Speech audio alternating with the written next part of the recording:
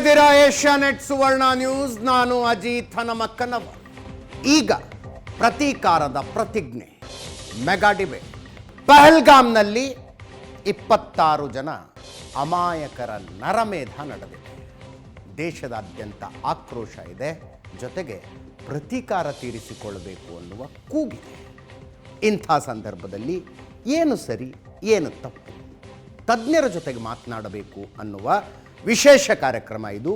3 ಹಿರಿಯ ನಿವೃತ್ತ ಸೇನಾಧಿಕಾರಿಗಳು ನಮ್ಮ ಜೊತೆಗಿದ್ದಾರೆ. ಕರ್ನಲ್ ದಿನೇಶ್ ಮುದ್ರಿ ಅವರಿದ್ದಾರೆ, ನಿವೃತ್ತ ಕರ್ನಲ್, ಕಾರ್ಯಕ್ರಮಕ್ಕೆ ಸ್ವಾಗತ.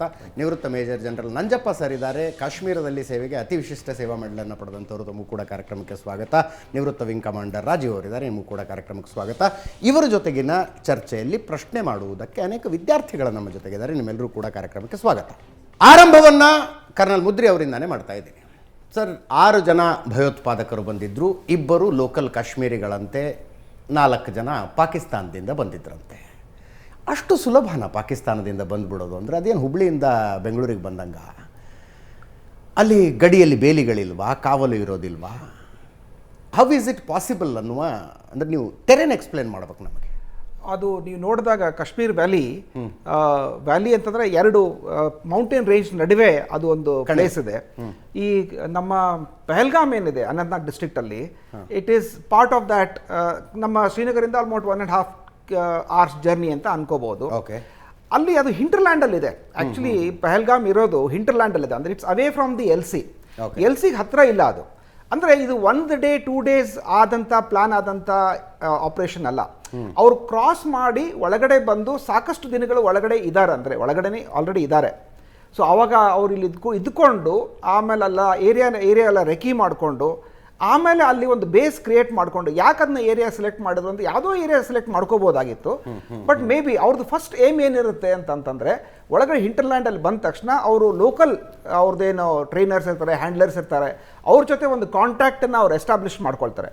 ಮಾಡ್ಕೊಂಡ್ಮೇಲೆ ಆಮೇಲೆ ಲೋಕಲ್ ನೀವೇನು 2 ಟೆರರಿಸ್ಟ್ ಇದ್ರು ಅಂತ ಹೇಳಿದ್ರೆ ಅವ್ರ ಜೊತೆ ಕೂಡ್ಕೊಂಡು ಅದನ್ನ ಪ್ಲಾನ್ ಮಾಡ್ಕೊಳ್ತಾರೆ. ಆಮೇಲೆ ಒಂದು ಬೇಸ್ ಅಂತ ಕ್ರಿಯೇಟ್ ಮಾಡ್ಕೊಳ್ತಾರೆ ಒಂದು ಕಡೆನಲ್ಲಿ. ಅಲ್ಲಿ ಪ್ರಶ್ನೆ ಇರೋದು ಗಡಿ ಹೆಂಗೆ ದಾಟ್ತಾರೆ ಅಂತ. ಅದು ಒಂದು ಆ ಭದ್ರತೆ, ಆ ಕಾವಲು, ಅದು ಹಂಗೆ. ಈಗ ಎಲ್ಸಿ ನಾವು ಈಗ ಹೆಂಗೆ ನಮ್ಮ ಟ್ರೈನ್ಡ್ ಟೆರರಿಸ್ಟ್ ಏನು ಕ್ರಾಸ್ ಮಾಡ್ತಾರೆ ಈ ಕಡೆ, ಎಲ್ಸಿ ಅಲ್ಲಿ ಹೈಟ್ಸ್ ಹೆಂಗಿದೆ ಮೌಂಟೇನ್ಸ್ ಅಂತಂದರೆ 8,000 feet, 9,000 feet, 11,000 feet, 12,000 feet ಇದೆ. ಅಂದರೆ ಒಬ್ಬ ಮನುಷ್ಯ ನಾವು ಎಷ್ಟು ಕಾವಲು. ನಾನು ಈ ಪಂಜಾಬ್ನಲ್ಲಿ ಪಾಕಿಸ್ತಾನದ ಗಡಿ ನೋಡಿದ್ದೀನಿ, ರಾಜಸ್ಥಾನದಲ್ಲಿ ನೋಡಿದ್ದೀನಿ,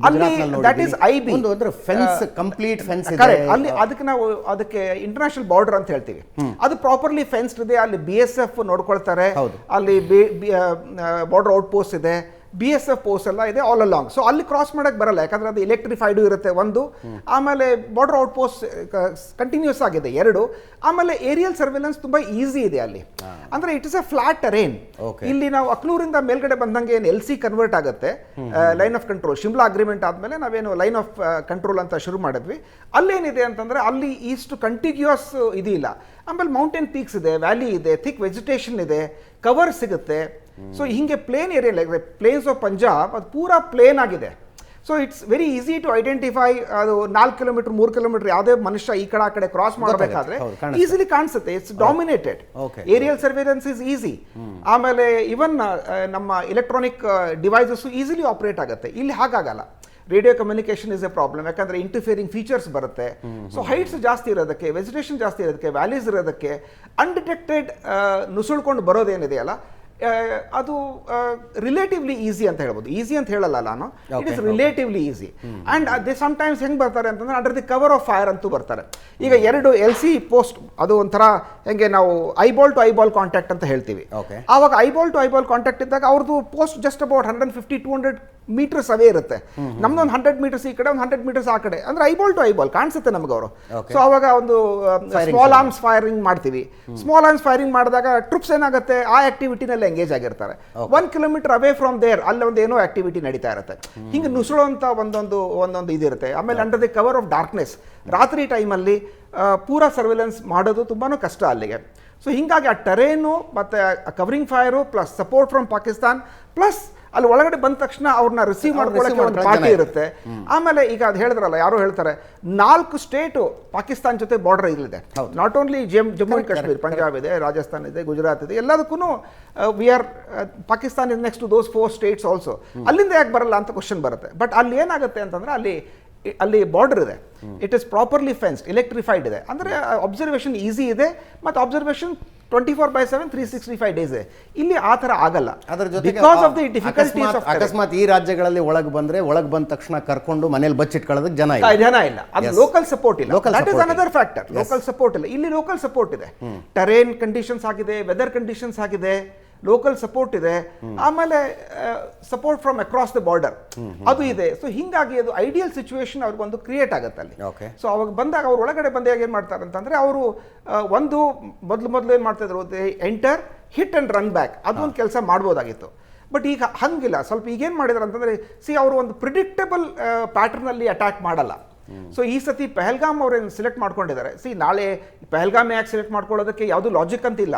ಯಾಕಂದ್ರೆ ಇವತ್ತು ಪಹಲ್ಗಾಮ್ ಮಾಡಿದ್ರು ನಾಳೆ ಟುಲಿಪ್ ಗಾರ್ಡನ್ಸ್ ಅಲ್ಲಿ ಆಗ್ಬೋದು, ನಾಡ್ದು ನಮ್ಮ ಯಾವುದೋ ಒಂದು ರೋಡ್ ಹೆಡ್ ಅಲ್ಲಿ ಆಗ್ಬೋದು, 4th ಡೇ ಲಾಲ್ ಚೌಕಲ್ಲೂ ಆಗ್ಬೋದು. ಅವ್ರಿಗೆ ಲಾಜಿಕ್ಕು ರೀಸನಿಂಗು ನಮ್ಮ ಒಂದು ದೃಷ್ಟಿಯಿಂದ ನಾವು ಮಾಡ್ಬೋದೇ ಹೊರತಾಗಿ ಟೆರರಿಸ್ಟ್ಗೆ ಯಾವುದು ರೀಸನ್ ಅಂತ ಇಲ್ಲ ಇದರಲ್ಲಿ. ಸೊ ಅದು ಪಹಲ್ಗಾಮ ಯಾಕೆ ಸೆಲೆಕ್ಟ್ ಮಾಡ್ಕೊಂಡ್ರು ಅನ್ನೋದು ಗೊತ್ತಿಲ್ಲ.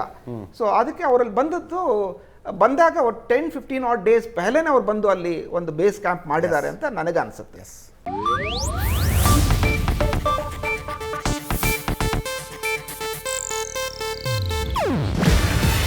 ಇದು ಏಷ್ಯಾನೆಟ್ ನ್ಯೂಸ್ ನೆಟ್ವರ್ಕ್ ಪ್ರಸ್ತುತಿ. ನೀವು ನೋಡ್ತಿದ್ದೀರಾ ಏಷ್ಯಾನೆಟ್ ಸುವರ್ಣ ನ್ಯೂಸ್.